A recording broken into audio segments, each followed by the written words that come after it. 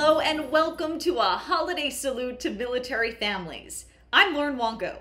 For the next hour, we'll bring you stories of giving, gratitude, and service. But we begin where many great holiday events begin, in the kitchen.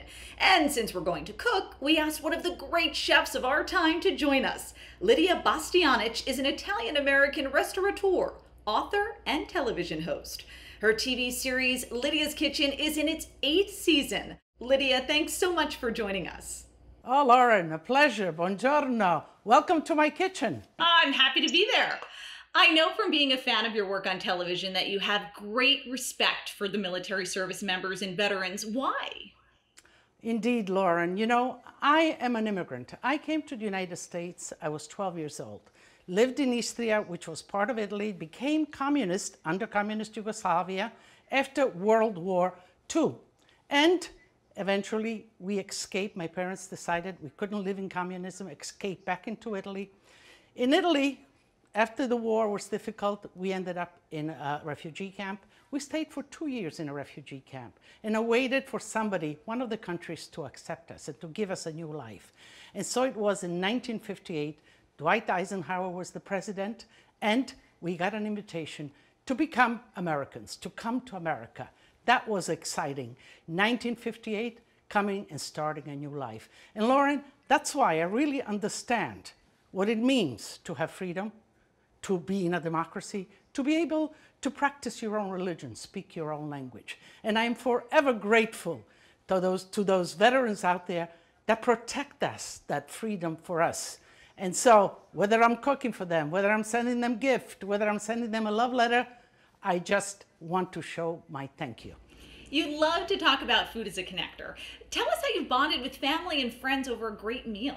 You know, food is love, food is connection, food is giving, food is nurturing, and it gives you a sense of peace also. Food is peaceful, and food is positive. It gives us energy, it gives us a good feeling. So you put a good meal on the table, you will get them coming. And, you know, cooking Italian for me is what I do, but I use that gift that I was given when I do with veterans, when I do with autistic children and all of that. Everybody can relate to food. For you, what's the important thing about gathering around the table? Well, the table is the ultimate, I think, you know, the ultimate place where we really connect. You know, why do we have proposals? We set up a dinner to propose, a business lunch or dinner, because when we eat, we are open and vulnerable and we accept the message that's coming. So the table works for many things. I see you're making an antipasto. I wish I was in your kitchen right now. Tell us, is this something that you often serve for people when you host dinner at your home? You know, Lauren, when you do a gathering, especially of a lot of people, an antipasto is a great way to begin because, you know, you put a spread out and people come to it, so then you as a home chef can continue to cook whatever you're cooking while they're nibbling on the antipasto. And of course, the antipasto needs a nice affettati, as we say in Italian. So the Italians, of course, have their prosciutto, the dry ham. And of course, the cheeses, a nice piece of grana, a nice provola, a nice pecorino, and then, of course, the condiments. And of course, a good glass of wine, and you got the party started. Well, that antipasto looks absolutely delicious. If only we were together, Lidia, in person so I could try it too. But fortunately, there is a family standing by right now. Army veteran Ebony Anwardi and her 3 sons, Jonathan, Jaden, and Jamari. Hi, guys. Thanks for being with us today. Ebony, tell us a little bit more about your beautiful family. Yes, I have 3 boys. They're the love of my life. They're such good kids. I cannot complain. God has blessed me. Tell us a little bit about your service. Well, I joined in the military January 2001, along with my husband, Justin Amwardi. We both were in the Army together, and we were both medics. So we enjoyed our time in the service. Unfortunately, I lost him in Iraq in 2004. We're so sorry. You must carry his memory every day. Yes, ma'am. What do you want people to know about Justin?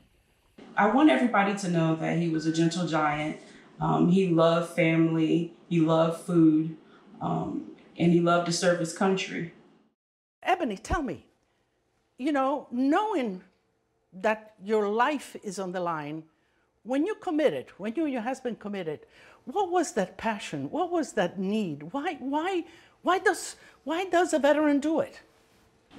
We do it for ourselves. We do it for our families. We do it for our local community. I mean, it's more of a personal thing as far as my family. I had relatives, my father, my grandfather, and all those had served before me. So I just felt like I wanted to as well.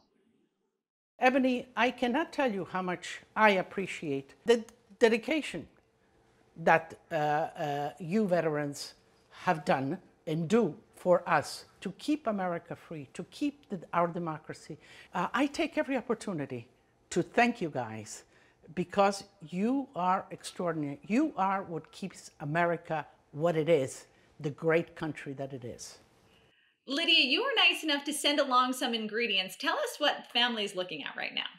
So, Ebony, you know, let me set you in an Italian mode. Okay. So we're going to make penne baked with marinara sauce.